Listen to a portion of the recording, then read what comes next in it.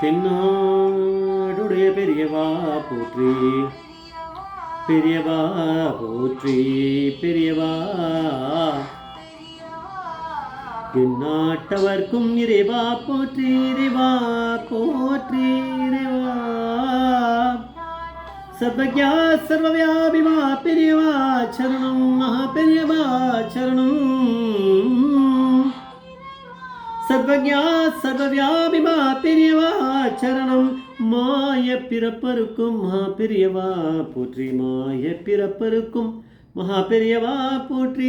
அபார கருணா சிந்தும் ஞானதம் சாந்தரூபிணம் Sri Chandrasekhar குரும் பிரணமாமதனம். கலியுதேவ காட்சிமன் YouTube channel பிரத்யேகமாக மகாபெரியட பக்தர்களுக்கு ஏற்பட்டு கொண்டிருக்கும் அனுபவங்களை ஒவ்வொரு நாளும் ஒரு அனுபவம், அதுக்கு ஒரு தலைப்பு. அனுபவத்தோட தலைப்பு ஈஸ்வரனோட சங்கல்பத்தை விட சக்தியானது உண்டோ, ஈஸ்வரனோட சங்கல்பத்தை விட சக்தியானது உண்டோ. இந்த சேனல் இது வரைக்கும் சப்ஸ்கிரைப் பண்ணலன்னா பண்ணுங்கள், தடவை பாருங்கள். உங்களுக்கு அது மாதிரி ஒரு பாக்கியம் இருந்தால் நீங்கள் பார்க்கலாம், தெரிஞ்சுக்கலாம், அவ்வளோதான். இது 17 மார்ச் 2015 அன்றைக்கி பொதிகை டிவியில் இப்போ மறைந்த ஸ்ரீ இந்திரா சவுந்தரராஜன் அவர் பெரியவாளை பற்றி சொல்கிறவர், பெரியவாளோட இந்த பெருமைகளை. அதில் ஒரு இன்சிடெண்ட் சொல்லியிருக்கார். அது ஃபேஸ்புக்கில் பப்ளிஷ் ஆகிருக்கு. அதுலேருந்து நான் இப்போ சொல்கிறேன். மகா பெரியவா கிட்ட ரொம்ப ரொம்ப பக்தியாக இருந்த ஒரு பிராமண பெண்மணி குடும்பத்தோடு இருக்காவோ, கல்யாணம் எடுத்து ஆம்பியானோடு இருக்கா.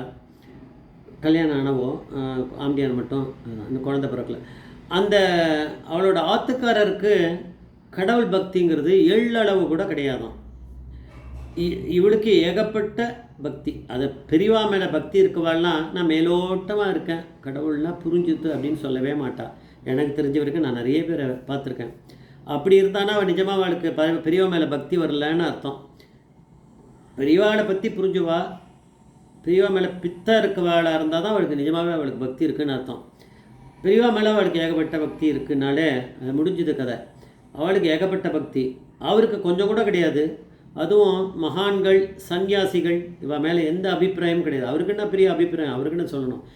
ஆனால் அவர் சொல்லிட்டு இருப்பாராம், மனுஷா தானே வாழலாம் அப்படின்னு கிண்டல் அடிச்சுட்டு இருப்பாராம். அதான் புத்தி கெட்ட ரிசர்ச்செல்லாம் நிறைய பண்ணிட்டு இருக்கார் அவர். பண்ணிட்டு அவெல்லாம் ஒன்றும் கிடையாது. சன்னியாசிகள் மகாபிரிவா அந்த மாதிரி சன்னியாசிகள்லாம் நிறைய பேர் இருக்கா, நிறைய மடத்தோட சன்னியாசிகள் அந்த மாதிரி. அவள் எல்லாமே சும்மா அவெல்லாம் டூப்ளிகேட் அது மாதிரி. இவ ஆனால் அந்த ஆத்துக்காரி மட்டும் அடிக்கடி மகாபிரிவாளை தரிசனம் பண்ணிட்டு வருவா, போயிட்டு வருவா. காஞ்சிபுரத்துக்கு வரான்னு இவருக்கு தெரியுமே, இவர் தான் விதண்டாவாதி. ஒரு தடவை ஆத்துக்காரரை ஒரு தடவை கூட கூப்பிட்டதில்லை, ஒரு தடவை கூப்பிட்ருக்கா, வரீங்களா அப்படி. அவளுக்கு இவரை மாற்றணும்னு மனசில் இருக்கலாம், தான் மாறினா நல்லா இருக்கும்னு இருக்குமே தவிர மாற்ற முடியாது. ஒருத்தரோட மனுஷனோட புத்தியை மாற்றுறதுக்கு பரமேஸ்வரனால் மட்டுமே தான் புரியும், மனுஷனால் மாற்றிட முடியாது. ஒருவேளை மனுஷன் மாற்றினான்னு சொன்னால் அந்த மகாபிரியை அந்த மனுஷங்குள்ள பூந்து அந்த அந்த சக்தினால் யாராவது ஒருத்தர் ஆள் மாறணுமே தவிர நம்ம பேச்சால் நம்மளால் யாரையும் மாற்ற முடியாது. அவள் அப்படியே தான் இருப்பாள். அந்த லோகத்தில் யாரையும் மாற்றவே முடியாது, கொஞ்சம் கூட மாற மாட்டாள். இதை நான் பார்க்குறேன், கண்ணு எதிர்க்க நான் நிறைய பேர் பார்த்துருக்கேன், நடக்க. பெரியவா என்கிட்ட உள்ளே பூந்தாருன்னா மாற்ற முடியும் எதையாவது, இல்லைன்னா ஒன்றும் முடியாது. அதனால் ஒரு நாளைக்கு ஏதோ தோணி இருக்குது, அவ்வளோதான், கூட வரட்டுமே அப்படின்னு. ஏதாவது அது ஒரு ஒரு சின்ன ஒரு அல்ப ஆசை, சரி கூடாத வரட்டும் அப்படின்றதுக்காக கூப்பிட்ருக்கா. அவர் சொன்னாராம், உன்னோட கம்பல்ஷனில் நான் வரேன் கூட. கம்பல்ஷன் என்ன, பேண்ட் ஷர்ட் போட்டுன்னு தான் வருவேன், இந்த பஞ்சகச்சம் விபூதி அது இது அதெல்லாம் பண்ண மாட்டேன். பெரியவா கிட்ட வரும்போது நான் தள்ளி தான் நிற்பேன், நமஸ்காரம் பண்ண மாட்டேன். எல்லா கண்டிஷனும் அவர் போட்டார். உனக்காக மட்டும்தான் வரேன் அப்படின்ட்டார். எட்ட தள்ளி தான் நிற்பேன், சரியா அப்படின்னாரு. சரி அப்படின்ட்டான். எனக்கு ஒரு துணைக்கு தான் கூப்பிட்டேன், வேறு ஒன்றும் கிடையாது. துணை நாங்கள் போனதானே தெரியும் அவருக்கு. பேண்ட் ஷர்ட்டோடு வந்தார், விபூதிக்கு இதெல்லாம் கிடையாது, பாழ் நெத்தியோடு தான் வந்தார். நம்மளுக்கு அதுதானே இப்போ பாழ் படுத்துறது, நம்மளுக்கு அதுதானே பேண்ட்டு ஷர்ட்டு தானே. விபூதி இட்டுக்கிறதே கிடையாது.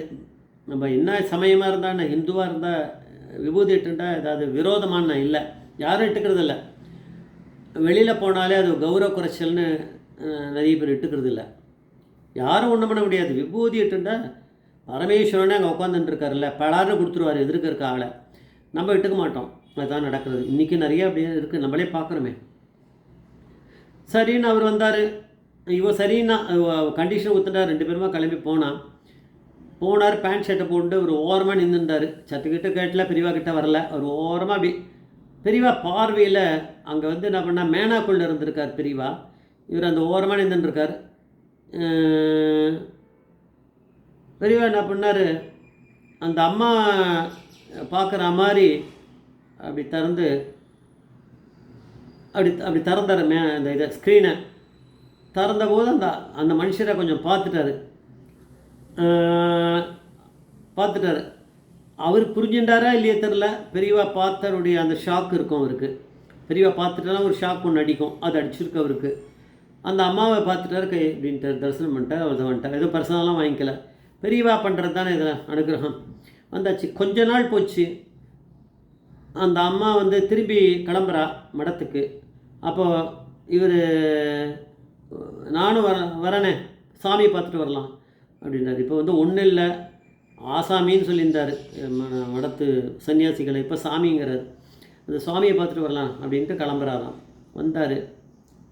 இப்போ வேஷ்டி கட்டின்றார். அந்த பஞ்சகச்சம் மாதிரி கட்டிக்கல, வேஷ்டி கட்டின்றார். ஒரே ஒரு ஒரு ஒரு சாஸ்திரத்துக்கு ஒரே ஒரு கீத்து அப்படி இட்டுண்டாராம். வந்தார், போனார். அதேமாதிரி தலையை நின்றார், ஓரமாக நின்றார். தலையை வாரிண்டார். முன்னாடி அப்படியே இருந்தார், பரட்டி வச்சுருந்தார். இப்போ கொஞ்சம் தலையை வாரிண்டார், ஒரே இருந்தார். வந்துட்டார்.